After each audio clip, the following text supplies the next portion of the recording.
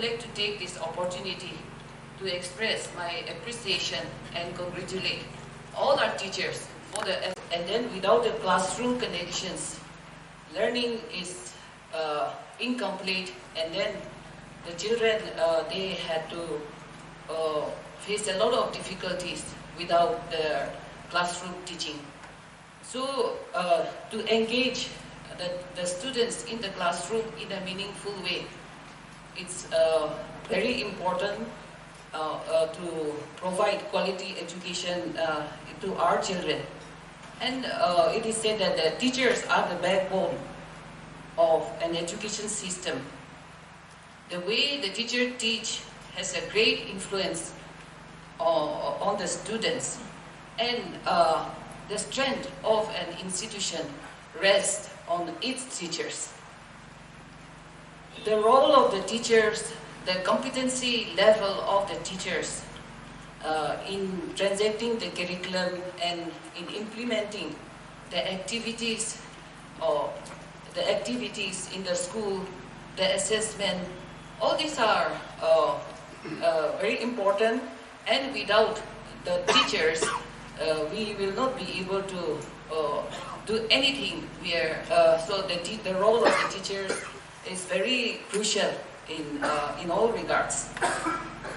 Now with the NEP 2020, we have to relearn many things, and we also need to adopt the best practices and the new strategies that will help us to do better. These are things that we need to discuss more, and then we need to reorient our teachers. I'm sure all of you now are aware that now the emphasis is going to be more on the core essentials, and then NEP talks about that we give as experiential learning, and then that the students experience themselves and they learn by doing.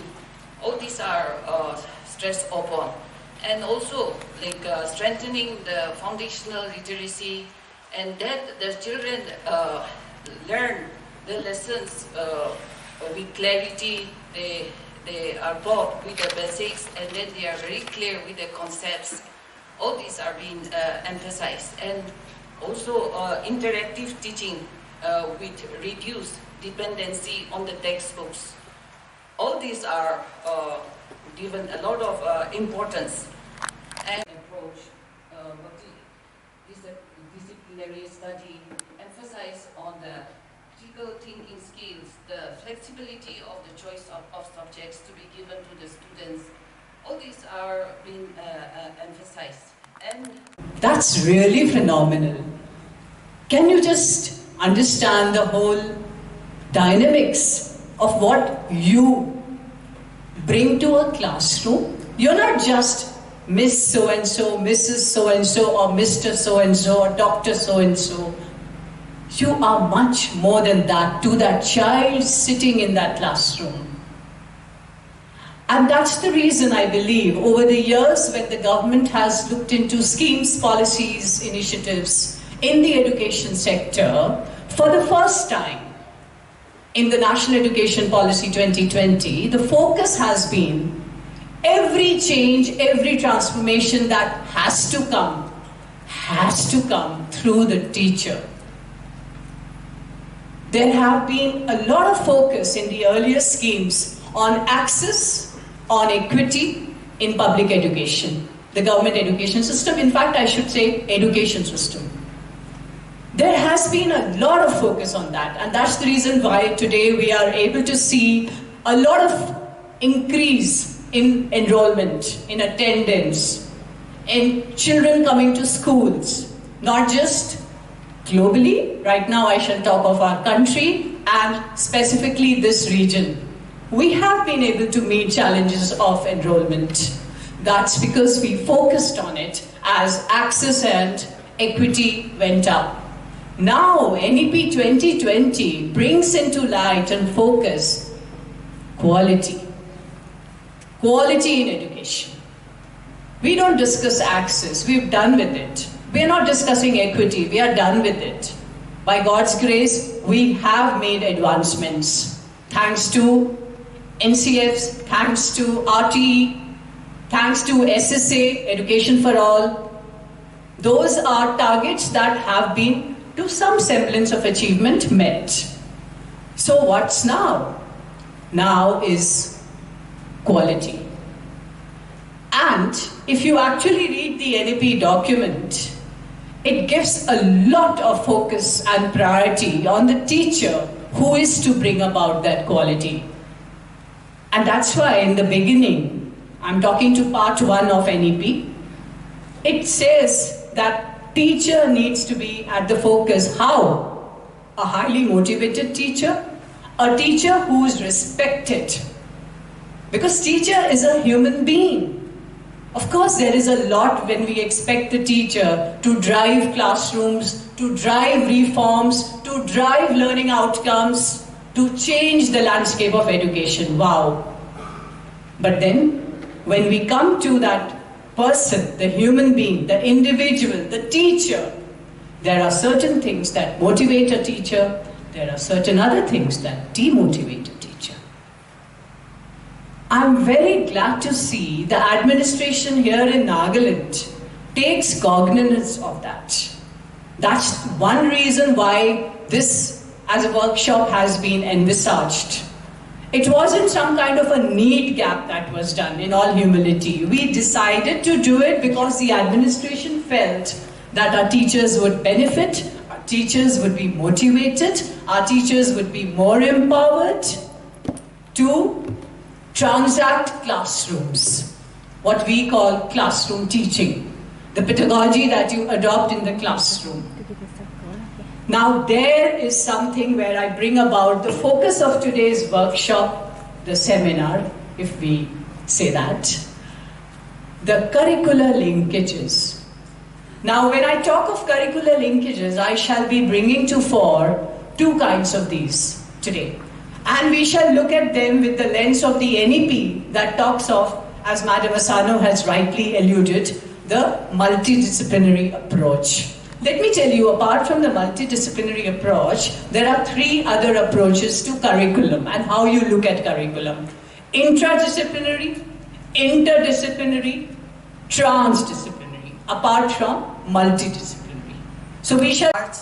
Integration of sports, skill building, problem solving into the curriculum. And during the course of the discussion today, you'll be learning more of these issues. I'm not a technical expert, but what I do know is that we have to nurture children for the future. Children who can be problem solvers. Children who will be able to take responsibilities in the future. We have seen during the last few years the change in the nature of jobs which are available. It's not just academics anymore. Creativity, ability to take up opportunities, ability to change challenges into opportunities. These are attributes which we have to bring in children. We are to create, we have to nurture and provide holistic education to our children. Yes, during the last few years, and in the case of most of you throughout your life, you have been nurturing children. And because of you, we have children who are contributors to our society. And at the same time, we have to move forward and adapt to the new changes. For adaptation to the new changes, it is dependent on you. The policies, the dialogues will be just on paper or in the workshop rooms if it's not implemented. Therefore, you have to play a very critical role. The society is dependent on you to bring about this change for adoption and the smooth transition from the old to the new. and we look forward to your contribution positively. Thank you.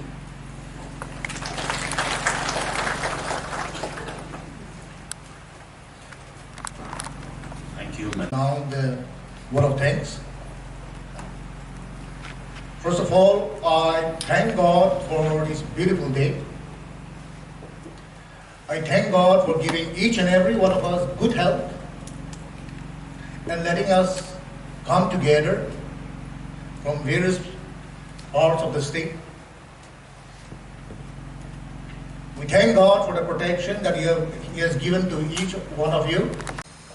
Just listening to her, thank Dr. Nina Jha, School Education and SCRT, Madam Kevileno Angami, for being here today with us. Yes, she is a very busy person, but in spite of that, I also thank our state after this. Thank you, Madam. Eagerly waiting for the next, the fire for being here with us.